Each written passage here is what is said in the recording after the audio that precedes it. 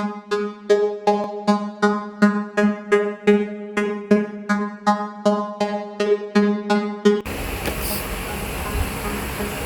hi guys, this is Jester again of MTG Jester YouTube channel. So we are now already in our last video for Theros Beyond Deck sealed products. So this time this is the second part of the Planeswalker decks, no? So we will have Ashiok Sculptor of Fears in this video, no? So before we open this one, we would like to thank again Mr. J. Ashan Korean of Nisa in Hikaru Hobby and Card Shop, no? So he was the one who provided us with the pair of Planeswalker decks. So the first video was showcasing Elspeth Undaunted Hero. So now it's Ashiok's turn, no? And what is a more better way to open this one is to check our box here, and we will get another one pack. So I think we will get another Arcoria pack, no? For this Arcoria pack, we would like to thank Mr. Randy Semana again of Card Shark Card and Hobby Shop. So if you remember, like what I told from last video, this is included from the one we won a bid for the Stargazing Secret Lair Tasa, no? Or the Theros cards. So just the same as the first video, we'll be opening this one lastly. So we'll just read a little one from the Planeswalker decks again, no? So just the same as the first one, it has the deck box, 60 card deck, then a 215 card booster pack, and the strategy insert. So with 2 reference cards, no? So it says here, Ashiok Sculptor Fears. Ashiok is a strange, enigmatic being with the power of torment, or to torment rather, foes by during their darkest memories, fears, and regrets. Fill your graveyard along with your opponents for massive value as you slowly drive them insane, no?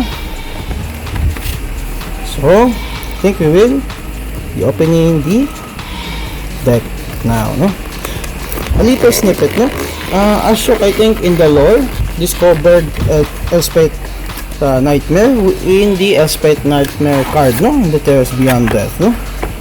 And I think Ashiok found the Pyrexians and wants to check on them, no? I don't know what will happen when Ashiok will be able to face to face with the Pyrexians. It will give birth to another monster, no? So this is our deck box showcasing Ashiok. Then we have our, I think this one is the strategy insert or the 2 cards, I'm not really sure.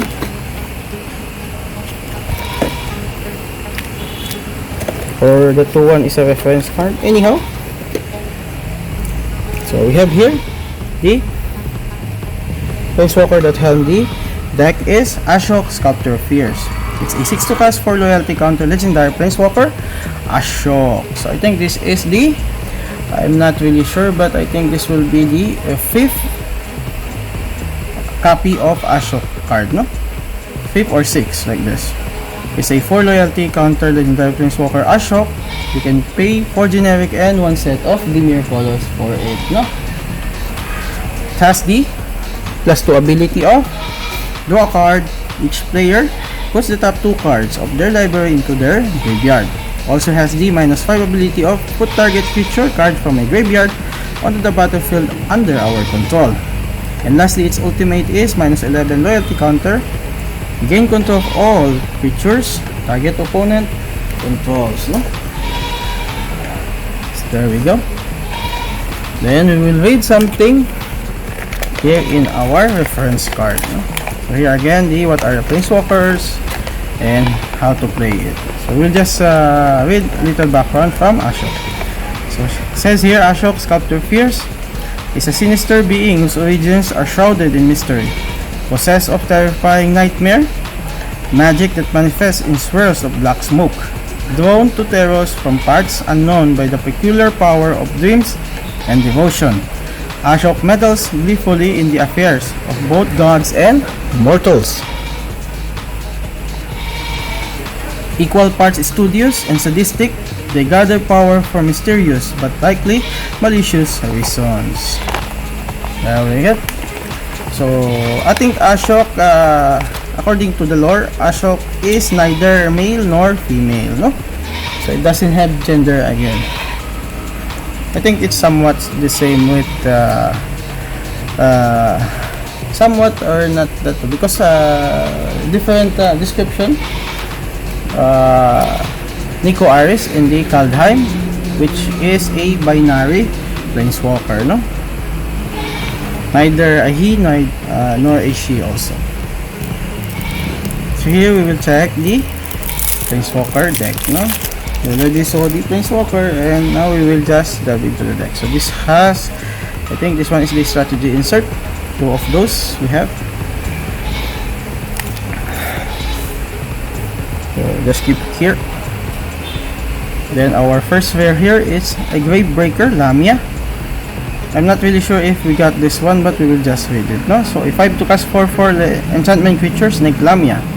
So 4 generic and 1 black to play it. It has lifelink, and when it enters the battlefield, we search our library for a card. We put it into the graveyard and shuffle our library. Then spells we cast from the graveyard cost 1 less to cast, no? So I think this is a good addition to Rakdos Chainer, no? Next we have here the 2 copies of Ashiok's Forerunner. So if I have to cast creature, human, wizard. So 3 generic and 1 set of Dimir colors. A 3/3 creature with flash. And says here, when Ashiok's Forerunner enters the battlefield, we may search our library in our graveyard for a card named Ashiok Sculptor of Fears. Reveal it and put into a hand. Then we shuffle our library.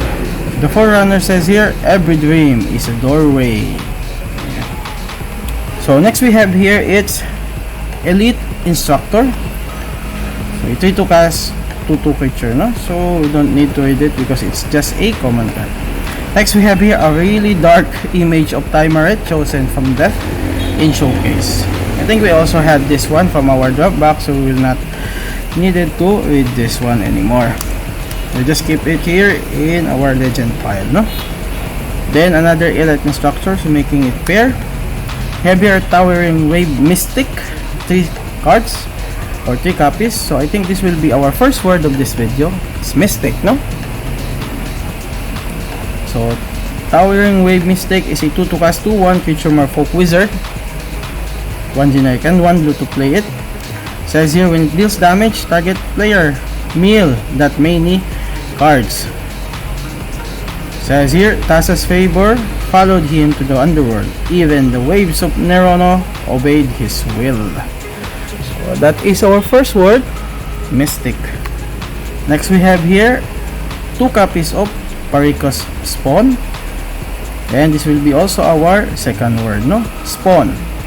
Parikos Spawn is a 4 to cast 3/4 creature Gorgon, 3 generic and 1 black to play it, and has the escape ability. So I think we already know the escape ability from Puro when we got him from our drop booster, no? So escape ability here is, or the cost is 5 generic and 1 black, and we exile 3 other cards from our graveyard. So when this escape, it will have 2 +1/+1 counters in it, and when it enters the battlefield this way, each opponent sacrifice a non-Gorgon creature, no? So that's our second word also, Spawn. Next we have here 3 copies of Underworld Charger, then a pair of Devourer of Memory, then we have here 3 copies also of Swimmer in Nightmares.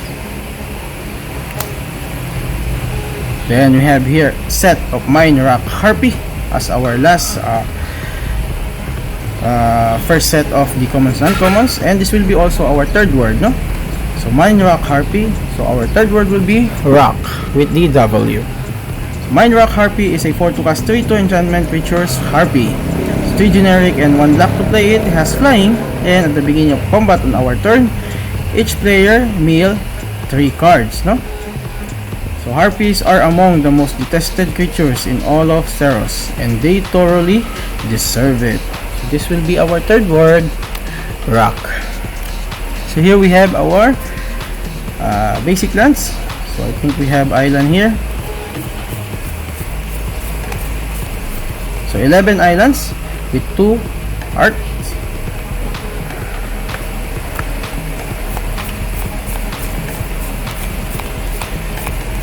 And 12 swamps with 2 different artworks. So that totaled into 23 lands here, no? Or basic lands. Then again we have the unknown shores, pair copies with new art. Then you have glimpse of freedom, 2 copies. And this will be, I think, our fourth word, no? Glimpse. So our fourth word is glimpse. So glimpse of freedom is a 2 to cast instant spell, 1 generic and 1 blue to play it to draw a card. Has also the escape cost of 2 generic and 1 green, or rather 1 blue, and we exile 5 other cards in our graveyard. So Niklos, Militia, Philosopher says here, freedom lies in accepting a single path. So this is our fourth word, glimpse. Next we have here, Sleep of the Dead, 3 copies. Then a pair of Final Death. Then we have here Funeral Rites as our second to the last pair of cards. And lastly we have the pair of Myers Graphs, and this will be also our last word, no? So our last word will be Myers. So Myers Graphs is a 2 to cast enchantment aura. So 1 generic and 1 black to play it. It can only enchant a creature. That creature will get -3/-3. And says here in the flavor text, those caught attempting to escape the underworld spend at the rest or the rest of their existence trapped in the mire of punishment. So this will be our fifth and final word, mire. So there goes our 60 card deck, no? So I think fairly it's a enough, not that good of a deck, but at least it's a good addition to some collectors, no? So I think we can proceed already to our packs. So this is our first Theros packs of the box. Hopefully we will get some good pulls here, no? Because from the first video we didn't get a good one, no?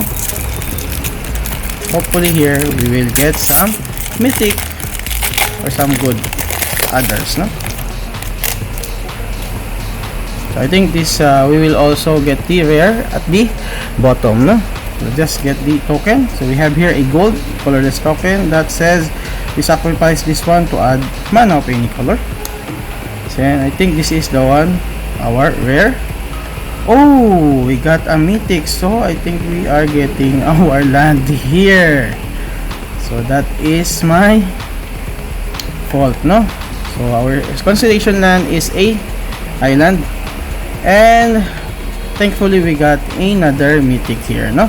So Kiora versus the Sea God. So 7 to cast enchantment saga, to 5 generic and double blue to lay it.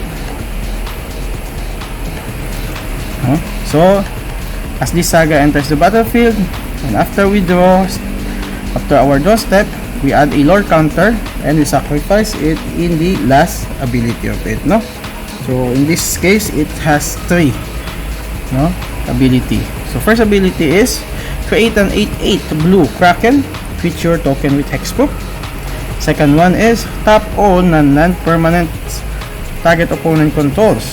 They don't untap during their controllers next untap step. Finally, gain control of target permanent an opponent controls and untap it, no? At least we got a mythic in this first pack. So hopefully we'll get also another mythic the other one. So here we have our commons and uncommons. Triumphant Surge, Inspiring O, Mogis Favor, Nixborn Cursor, Elysian Caryatid, Sutter's Cunning, Venomous Hierophant, Vexing Gall, the Oread of Moonstain's Blaze, the Warbriar, Blessing, Dream Shaper Shaman, Thundering Chariot, and finally a Phalanx Tactics.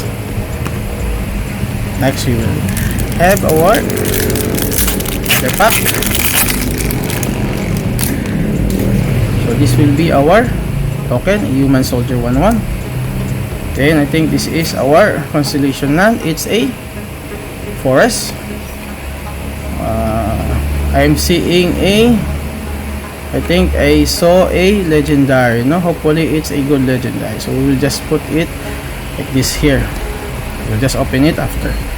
So here we have our commons and uncommon. We have Scavenging Harpy, Transcendent Envoy, it's our ring, Wave Mystic, Nyxborn Marauder, Dreadful Apathy, Starlit Mantle, Scopus War Leader, Scholar Grove Dancer, Flumox, Cyclops, Citizen, Skirmisher, Cling to Dust, Scopus Maze Warden, and a Pierce Band Brawler as our last common and uncommon cards. And finally we reach our rare or mythic. So this we already saw it, no? So our rare or mythic is a white legendary. So it's another Tyrannica Acro 1 veteran. So I think we already have 3 copies of this one. I'll just put it into our legendary pile, no?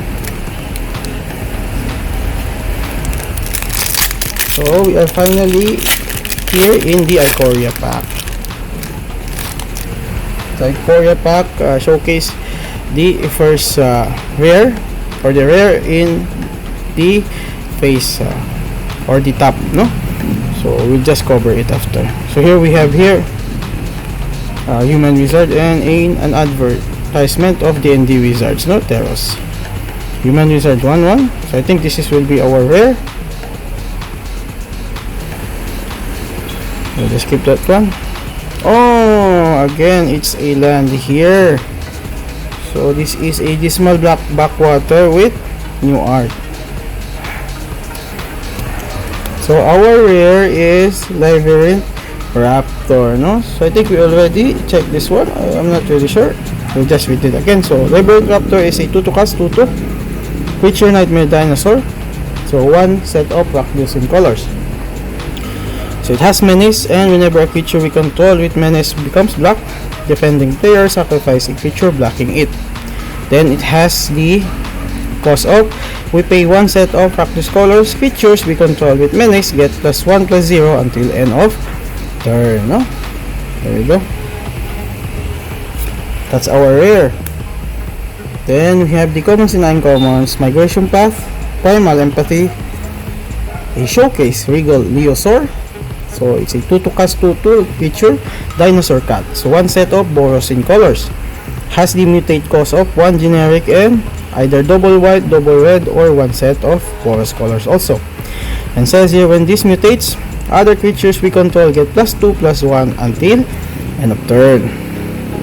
Anyway, next we have here Moscow Goryak, Flycatcher Girafid, Breaking Claws of 1 mine, Hydranite Healer, Aegis Turtle, Prickly Marmoset, Corpse Churn, Essence Cutter, and finally we have a Frenzied Raptor, no?